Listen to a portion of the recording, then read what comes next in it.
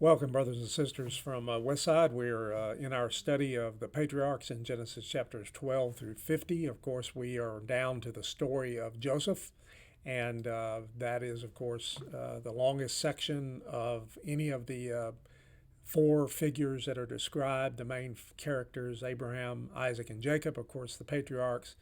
But Joseph plays such a significant part of Jacob's story and the creation of the nation.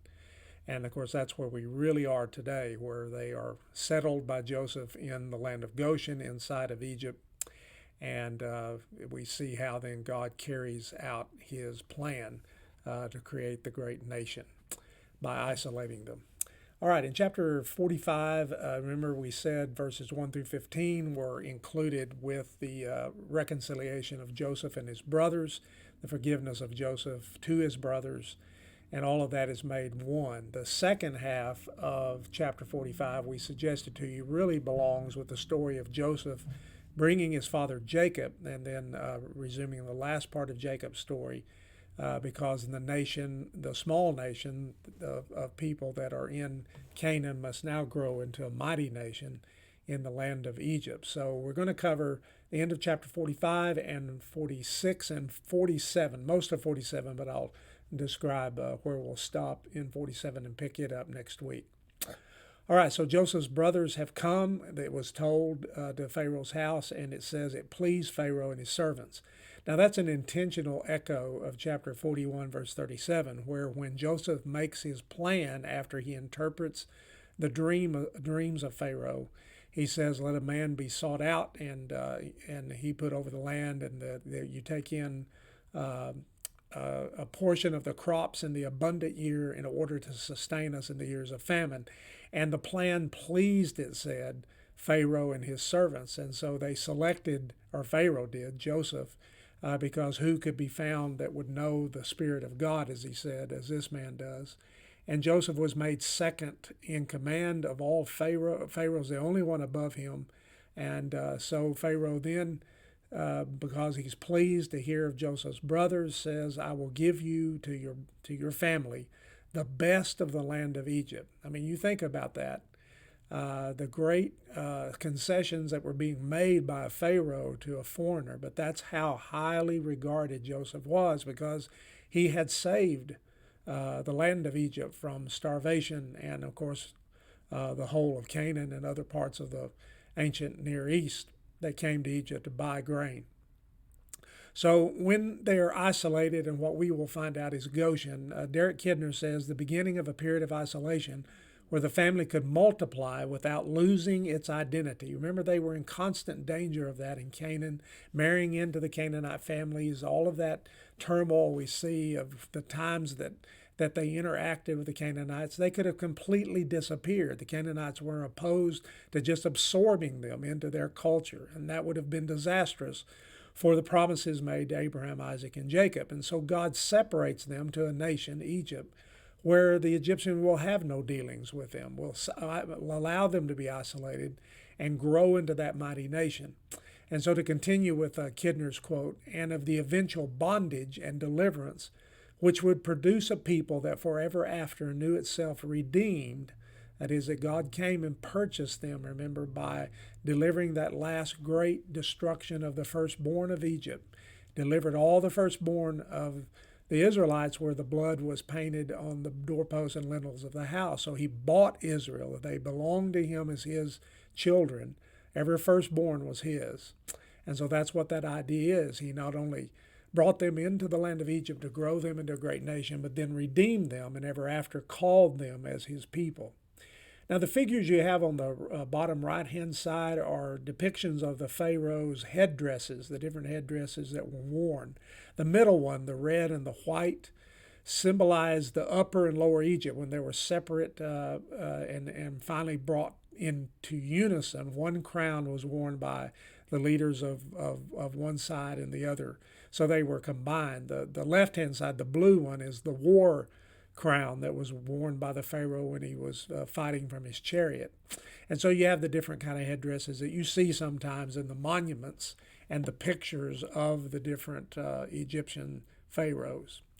All right, so Joseph, we are told in verse 22, To each of his brother he gave a change of clothes. Once again, clothing factors into the story of Joseph. How many times he has to change clothes when he's brought before Pharaoh, when he flees from Potiphar's wife. He leaves his outer cloak in the hands of her, and then of course all those times, and of course stripped of his robe by his brothers, and selling him into slavery in chapter 37. Now, the reverse of that is that clothing would play such a significant role in the reconciliation. He marks it by giving a gift of clothing, which of course would have been very much an honor in the ancient Near East, especially fine clothing, as we can imagine that he gave his brothers.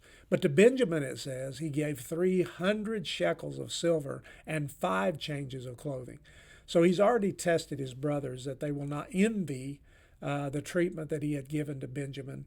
That's not to be another test we're to see here, but remember he was charged, Benjamin was with stealing the prime minister's silver cup. I mean, all things would indicate here that that had all been set up by Joseph, and he blesses Benjamin with a huge amount of silver and the 5 changes of clothes because he was his full brother, and again would have been very special to him. And so he tells them, as he's about to send them back to his father Jacob, do not quarrel on the way. You might think that would sound very, very strange because what need did they have to quarrel? Except when we think of what they have to tell their father Jacob. They must now tell Jacob, when they get home, the truth, that they had deceived him for 22 years, that they had watched him almost weep himself to the grave at the supposed death of Joseph so many years ago, when he thought he had been consumed by a wild beast. And you can imagine how reluctant human nature would be to take the blame and to seek to blame others. They could have said, well, it was Judah's plan. Judah's the one that decided this. Or no, you're the one that flagged down the Ishmaelites. Or they could have blamed Reuben for not getting back and delivering them. I mean, how often you see people quarrel about things like that. And so I think it is very appropriate that Joseph reminds him that this was according to God's plan. You meant it for evil, as he will say at the end of the book, but God meant it for good, that he might save many people alive as it is this day. And so again, he's admonishing them not to quarrel. So as they take all of the wagons, here we see, of course, they would be bringing Jacob, probably under the tent there symbolized, but all of the carts and the different herds of the animals, and you see camels. You can just imagine the menagerie of people and all of the things that they had to bring. And so when they told him, finally, Jacob, the truth, and his heart became numb, it says in verse 26. Literally, the Hebrew says it stopped. I mean, the shock, you can imagine that Joseph is alive, and not only alive, Joseph is ruler of Egypt. And it says, for he did not believe them. But verse 27, when he saw the wagons that Joseph had sent to carry him, he could no longer deny the truth of what they were telling him. And he said, it is enough. I will go to see my son, and then he can die. But of course, we know that he won't die. As soon as he gets there, he is going to live for another 17 years in the land of Egypt. All right, chapter 46. The last recorded appearance of God to a man, the last recorded one in the Bible. Not saying that that's the last time he did, but that's the last time we have it recorded in the Bible. Until Moses. So mark that, 400 silent years are going to go by where God does not speak to anyone that we know. And the people are left to themselves to grow and to follow what they know about God. And there's going to be a lot of mistakes we can imagine that are made in that time. As they're going to have to cast off idols. Remember when the Exodus finally occurs. But anyway, it's amazing to think about that God seemingly goes silent for that length of time. Now, there are literary bookends that are important to think about in the story we are now considering their coming into Egypt. First of all, the beginning of the patriarchal period. Obviously, Noah and others were patriarchs, but we mean by the patriarchs the ones we think of, Abraham, Isaac, and Jacob, that mark the calling out of God's people. So at the beginning of that patriarchal period, Abraham obeys God to leave his land and go to Canaan. There, God says to make him a great nation, chapter 12, verse 2. or that he will make of him a great nation. But the end of the patriarchal period, which for all practical purposes comes to a close with Jacob, Jacob obeys God by leaving Canaan to go to Egypt in order for that making them a great nation to take place. Another bookend. You think at the beginning, when Abraham has to flee almost immediately after the promises in chapter 12, verse 10, because there was a famine. Now we have another great famine that drives Jacob to Egypt, much like Abraham had fled at the beginning of the patriarchal period. And then finally, Abraham and Jacob are the two that receive the most recorded personal visits from God than anyone else recorded in the book of Genesis. They receive the most. So the bookends of Abraham and Jacob that are the beginning of the patriarchal period, and for all practical purposes, the end of the patriarchal period as we know it. All right, so chapter 46, verse 1, we begin that they were in Beersheba, or that is, that Jacob probably journeys from Hebron, where we last know about him being, to Beersheba. Beersheba was considered the border at that time of the land of Canaan. For sure, one of the southernmost cities that would have been occupied in Canaan or areas. It was Isaac's home base, as we know in chapter 26, and also a place of worship where Abraham, when he had returned from Egypt, where he finally made it back to Canaan proper, that's where he first sets up an altar and worships the Lord God there. So it's significant as we think about what Jacob wants to know. Jacob is going to worship Yahweh at the altar that Isaac built. It will say that he offers sacrifices to the God of his father Isaac. So it's important. All signs, by looking at all the facts, the wagons, Joseph bidding him to come, there's 5 more years of a terrible famine. He can take care of them there. All the signs point that Jacob should go to Egypt. But remember, Jacob would know of Isaac having been forbidden during his lifetime. The disaster that Abraham had almost happened with Sarah being taken into Pharaoh's house, into his harem. Isaac had been forbidden to go during a famine and had obeyed God in chapter 26, 1 through 2. And when Jacob himself was in Padan Aram in Mesopotamia at Laban, God had told him to return to Canaan. So he had never told him to go somewhere else. So in chapter 31:13, 35:1, he is told to go in Canaan, to sojourn inside of Canaan. And he does. You remember, from Shechem down to Hebron, down to Beersheba, as Isaac was still alive at the time that Jacob returned. So it's as if, I believe, Jacob is seeking divine guidance as he's at the very edge of Palestine, the very edge of Canaan, and by worshiping God there, he is seeking the approval of God. Is this what God would want him to do? And so God speaks to him. For the last time that we have it recorded that God spoke to a man or appeared to a man in a vision or whatever until Moses. And God spoke to Israel, came to him by visions in the night, and said, "Do not be afraid to go to Egypt, for there I will make you into a great nation." So he invokes the Abrahamic covenant, that the 3 great promises, that the land of Canaan would be theirs.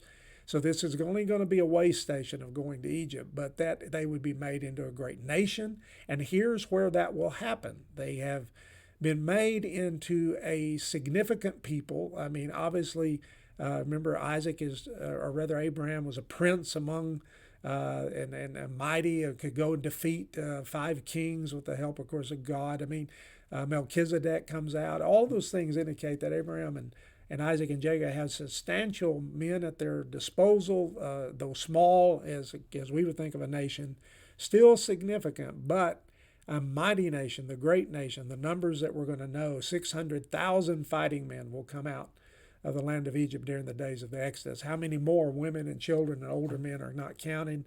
2 or 3 million people the nation will grow into in that 400 years that they are isolated in Egypt. And so he promises him further. He says at verse 4, "I myself will go down with you to Egypt." So those are comforting words. God is not going to leave him.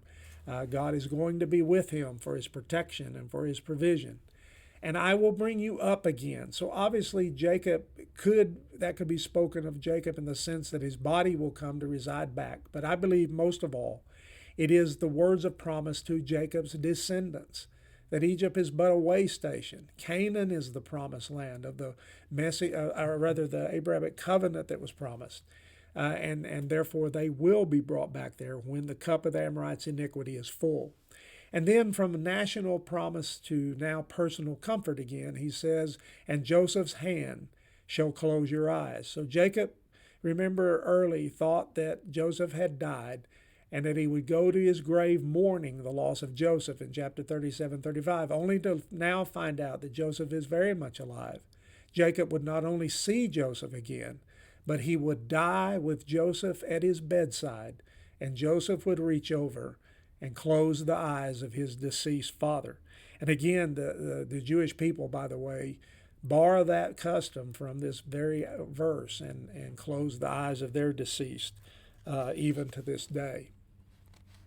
All right, in verses 5 through 7, for the first time, the collective noun, the people are called the sons of Israel. So the whole nation is referred to now by not Jacob, remember, but his name had been changed by God, and we see that going back and forth. Sometimes I just place Jacob in there because I don't want you to be confused by Israel at this point being the nation. But now, the first time the designation of the collective descendants is called that, the sons of Israel. All right, we come to a very interesting section in this chapter, verses 8 through 27, which is basically a genealogy of Jacob's family. I only show you Leah, Zilpah, Rachel, and Bilhah, and the sons that were born to them that we know as the 12 tribes of Israel, or in Joseph's case, his sons, Manasseh and Ephraim. Now, this verse says, now these are the names of the descendants of Israel who came into Egypt. So I want you to mark that, those that came into Egypt, because we're going to find out not everybody came into Egypt. Joseph is already there, and his two sons are already there. But it's interesting how the scriptures, how ancient Near Eastern writers, even the time of Moses, who's the writer, refers to it. It's a very interesting list when you consider several things. First of all, no wives are listed. Now, so obviously this number is greater than that. Probably 200 or 300 or more people came. Remember that they had taken the Shechemite women. Remember, they had captured them. All of the servants, the slaves of Abraham, Isaac, Jacob, he had many slaves that would have been handed down to him from Abraham to Isaac to Jacob. Jacob bought his own, came with his own. It's interesting that none of them are listed. It's real fascinating. One granddaughter is named at verse 17, but Dinah, his daughter, is omitted in this genealogy. Number 3, and Onan are listed under the descendants of Judah, even though they're both deceased. And so that's an interesting count when you think about it, because it says that they came into the land. Some grandsons are not even born yet. Benjamin has 10 sons listed here. Remember how young Benjamin is, that they're not thinking in terms yet? I think that he has all of those sons. But it's much like when Abraham was blessed by Melchizedek, that he said Levi was in the loins of his father Abraham and therefore paid homage to Melchizedek, so that Melchizedek's priesthood, which Jesus is after, is greater than the priesthood of Moses, or rather Levi, of Aaron, obviously Aaron that comes from Levi. So you have a Semitic logic that doesn't go over to our Western logic, but that would be the way. They would still see the sons coming with Benjamin because they're in his loins. Doesn't matter, they haven't been born yet. They enter the land according to their logic. The list says at verse 26 that 66 persons came. Yet the next verse says, verse 27, all the persons of the house of Jacob who came into Egypt were 70. So how do we get to that number? Well, there's a couple of ways. First of all, if you add the descendants of the 4 main wives, so as I've got them listed over to the right in the picture, and it shows the sons that were born to them, then it lists those grandsons that are in this text in chapter 46. So Leah had 33 descendants. Zilpah, her handmaid, had 16. Rachel, the second wife, or really the first that he wanted, Rachel had 14 descendants, and Bilhah, her handmaid, had 7. So you add up all those numbers, 33, 16, 14, 7, you come to 70. The other way is, of course, he says 66 traveled with Jacob to Egypt, yes, but it says 70 came. Now, Joseph and Manasseh and Ephraim, his sons, are already in Egypt, and then Jacob makes the 4 that you add to 66 to come up with 70. So a little odd in the way that we would reference things and how we would look at it, but nonetheless, how a Semitic mind would think. Finally, one reference we need to make to the book of Acts. Stephen mentions, as you know, in Acts 7:14 that there were 75 people that came. And that's because Stephen and the New Testament writers do not use the old Hebrew text of the Bible. They use the Septuagint, which was the Greek translation of the old Hebrew. The people of God came not to speak Hebrew, and as time went on, they spoke Aramaic and they spoke Greek in the days and would read by Greek, and therefore the Septuagint became the prominent Old Testament translation that was used in Jesus' time and in the apostles' time. So Stephen is quoting the Septuagint, and the Septuagint adds to Manasseh a son and a grandson, and to Ephraim 2 sons and a grandson. So 5 people are added to the list that we have in the Masoretic text and the Hebrew text. So that's how you get to the number 70 in the book of Acts.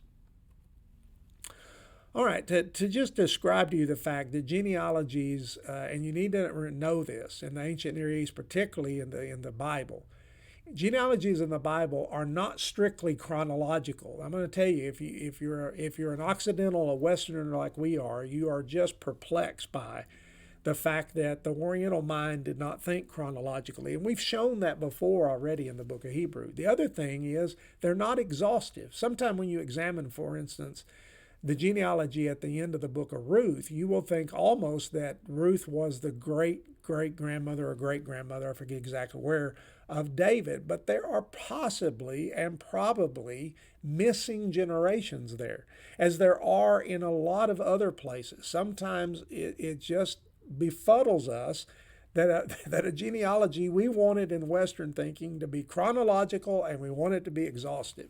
But they were very, very much guided by other understandings. For instance, their construction of a genealogy often was for a point. Sometimes it was for ease of memorization. When you remember that, lots of scripture, because everybody didn't have their own personal copy, was intended to be memorized and was memorized. Therefore, it was for the ease of memorization that there might be 14 in this generation, 14 in that generation, 14 in this generation between the different periods of time, and not that it was exhaustive. The other thing is that 70 obviously emphasize what we know in Scripture is the number 7 is the mark of divine work, and you can find this in so many studies. I'm just giving you Leupold, who's a commentary, very good conservative commentator on the book of Genesis.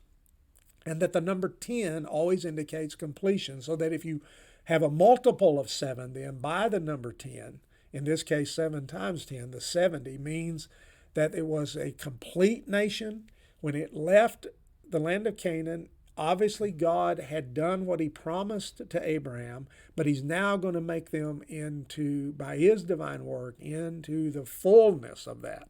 And that is, they will become a mighty nation. So the purpose of this genealogy is for when Israel relocated to Egypt. God had made a complete nation out of Abraham and Canaan. I think that's what's being emphasized by the number 70 and the multiple of 10. But Jacob must leave Canaan for Egypt, where God would make Israel into a great nation, that is, into a mighty number of people. And so we need to understand that when we're looking at these chronologies, or rather genealogies in the book of Genesis and elsewhere. Okay, so they come to the land of Goshen. We showed this last week, and so we have a blown-up map of the lower part of Egypt. You can see Memphis in the very lowest part. That's one of the ruling centers. Thebes is much further up, and so as we would think, going south in Africa, the continent of Africa where Egypt is. Thebes is along the Nile River, but further down. But Memphis is in what we call Lower Egypt. Think in terms of water has to flow to the lowest point. It has to flow out to the Mediterranean. So Upper to Lower Egypt is how we understand that. So we're in Lower Egypt. Memphis is the ruling place where most likely Joseph is. He'll have access there. You see the Great Pyramids. Remember his wife Asenath came from the Potiphar, the priest of On. You can see On right there above the words Great Pyramids.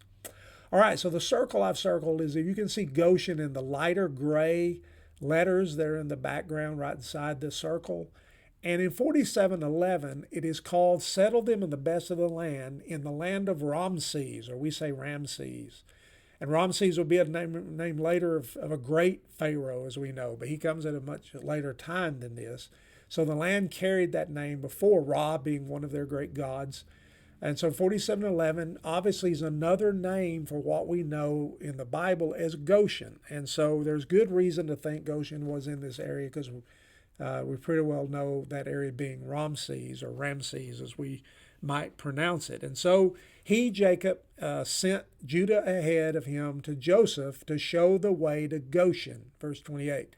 And then Joseph prepared his chariot and went up to meet Israel his father in Goshen. So it's Goshen is where the people are going to settle, and where we will find them and see them in the book of Exodus when we come to that connection after these 400 silent years.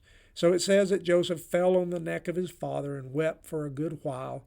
And you can imagine what a tearful and joyful reunion that was. Joseph said, let me die now because I've seen you. But of course, as we've said, he's going to live another 17 years in the land of Egypt.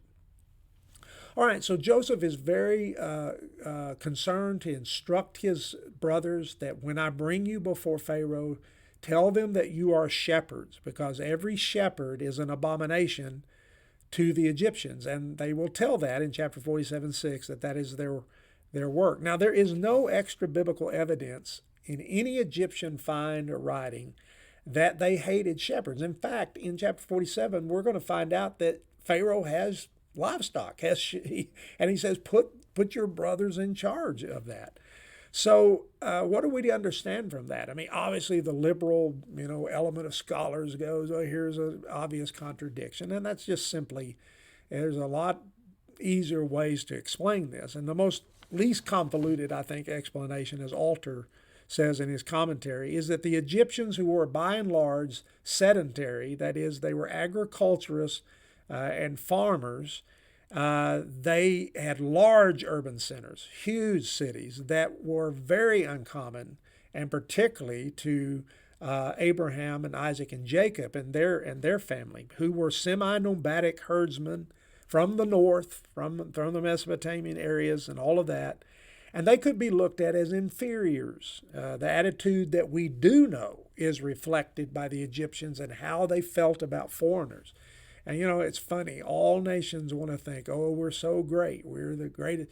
How many times you hear America's the greatest nation on earth? And I'm not arguing with us being a great nation, but we're not the first ones. The Britons thought that about themselves. The Romans thought that about themselves. The Egyptians thought that about themselves, and therefore looked down on others. If we're the greatest nation, then everybody else is not as great. And they look upon them as inferior. So we do know that was reflected. And most likely is what is to be meant here. So they preferred to keep them segregated in the region where there would have been their pasture areas where they could have had their livestock. The Egyptians had theirs. All right, we come to chapter 47 then, and it bridges the gap between chapters 12 through 36, which largely is in Canaan, and then Exodus 1 through 15, where we find the people and the mighty nation they are, and the Exodus, obviously, that title takes of that book, out of Egypt. So the settlement in Goshen and the becoming of a great nation is what chapter 47 is about. And we can see here, of course, in the picture, an artist's representation of Jacob, the old father, Joseph standing behind him, coming before Pharaoh. And we'll come down to a minute about what he's doing with his hands being held up. What this Goshen thing does is highlight a theme of the patriarchal narratives, and that is God's people must be a separate people from the world. Had God allowed them to remain in Canaan, it would be very dangerous. So Judah intermarrying, Simeon, we see he takes a Canaanite wife. I mean, we saw Shechem, what happened with Dinah. I mean, very, very likely they could have intermarried and been absorbed and never grown into that mighty nation there. And God's promises would come to an end. But God is orchestrating this from beginning to end. And Joseph has come to understand that. That's why he was sent to Egypt, to save many people alive. So it's always been true, folks. We need to understand that we are to be a separate people from the world. And when we begin to look and act and talk and function according to the same standards that the world does, then that's when we need to realize we're in the same grave danger, and we may also cease to exist as God's people. Even though we may be going through the outward motions of worshiping Him, we long ago became like the world around us. So he brings 5 of his brothers to stand before Pharaoh, and they do. When they're asked their occupation, they say, "We are shepherds." Now, Pharaoh tells us in verse 6 he has livestock. So this is puzzling.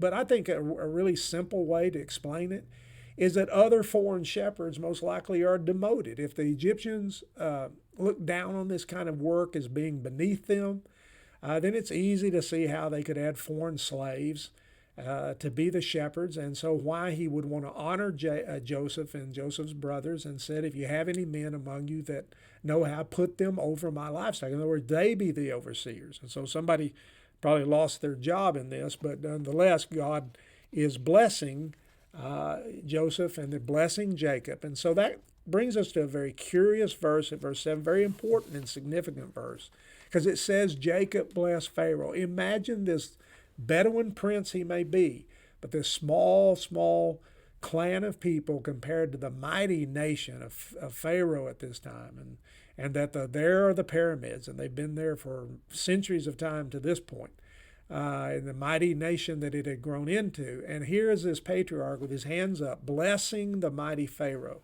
And yet, the Bible tells us about the story of Melchizedek and Abraham, that the lesser is blessed by the greater.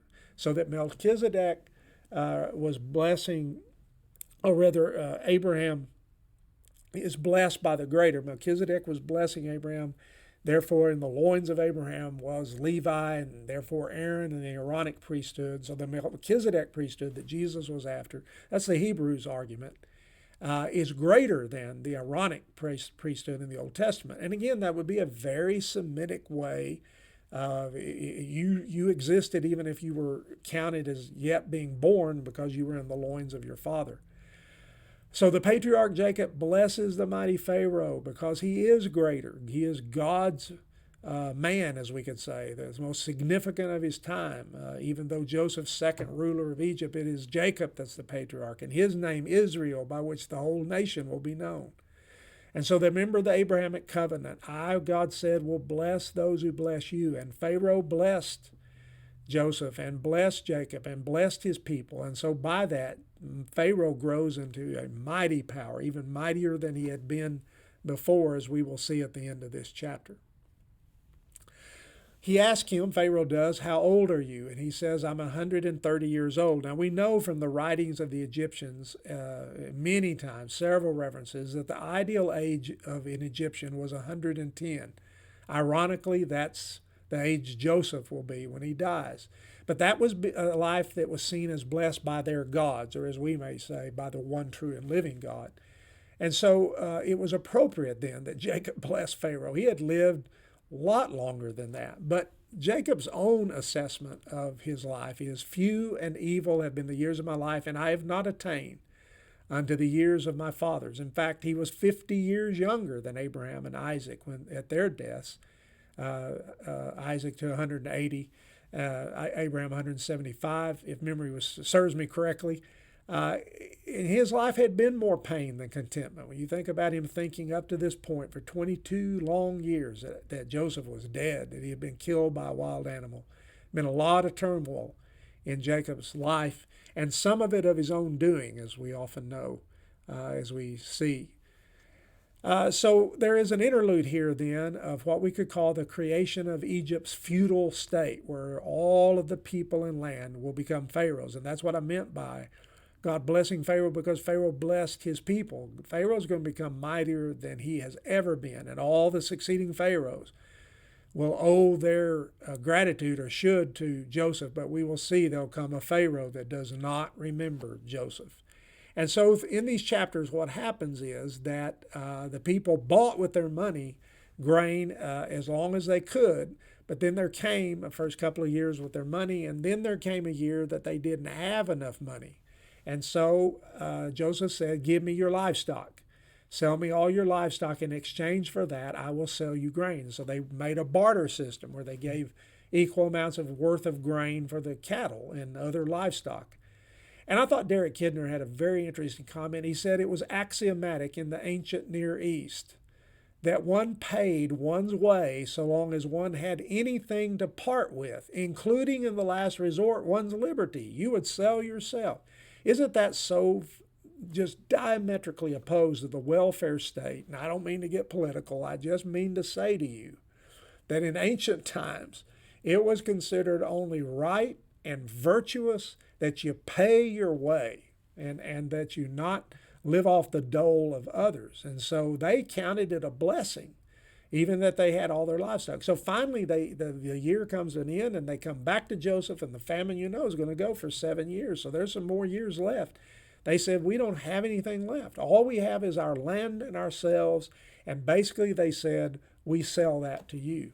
And so he did. He took all the land, and he took the people too. It says he made servants of them all. They became the slaves, basically, of Pharaoh, but with a pretty good amount of freedom, if we can consider the fact that they are to sow their land. He'll give them the seed to do that, but 1/5 is their payment. They will always give 1/5 to the coffers of Pharaoh. So you can imagine how mighty Pharaoh would grow. And they counted that as a great blessing. Now, the English Standard says that at verse 21 because the back of your New King James, Old King James, the English Standard, the New American Standard is what we call the Masoretic text, MT. And that is the text that occurred from a group of people called the Masoretes, a group of scholars that had been scribes that had hand copied down through the ages the different scrolls of the Old Testament. How that we found, the Dead Sea Scrolls, and that gave us a checkpoint between the originals and the Masoretic text are like 900 and 1000 AD are the earliest that we have, 800 AD, maybe some of them. And we found that the Dead Sea Scroll, they're very, very minor discrepancies. That's how careful they were in copying, so we can be certain that they were passed down very carefully in their copying. Yes, some mistakes, lots of them misspellings, or the change words were spelled different, like the Britons add a different, they add an extra U in Savior and color that we don't. We drop it out of English that is used in America. So that's what I mean by the Masoretic text. Our Old Testaments came from copies that are from the 800 AD to 1100 AD range. Now the Septuagint and the Latin Vulgate are translations that hark back to earlier manuscripts and earlier times. And so sometimes there are significant, a very few, there always are, some substantial changes, and here's one of them. And you have it in the footnote, by the way. You can look at your footnote of verse 21 in the English Standard, and it'll tell you the Septuagint, which is represented by the Roman numerals LXX, which there were 70 scholars, again, that perfect number, that translated the Septuagint, that is the Hebrew, they translated into the Greek. And the version that was used by Stephen and Paul and all the ones in the New Testament, including Jesus, he quotes from that. It says he removed them to the cities. So because of the famine being so great, it's possible that that's the correct translation and not what the Masoretic text has. He made servants of them. But both are true. Both obviously did come to pass. All right, so you have a few more verses of chapter 47, but that's really about the death. We're starting the death of Jacob. We're starting that process of he's growing very old. He's about to die, and that's, of course, really plays into the next 2 chapters. It'll be our study next week. So thank you for listening, and that'll be our study this week.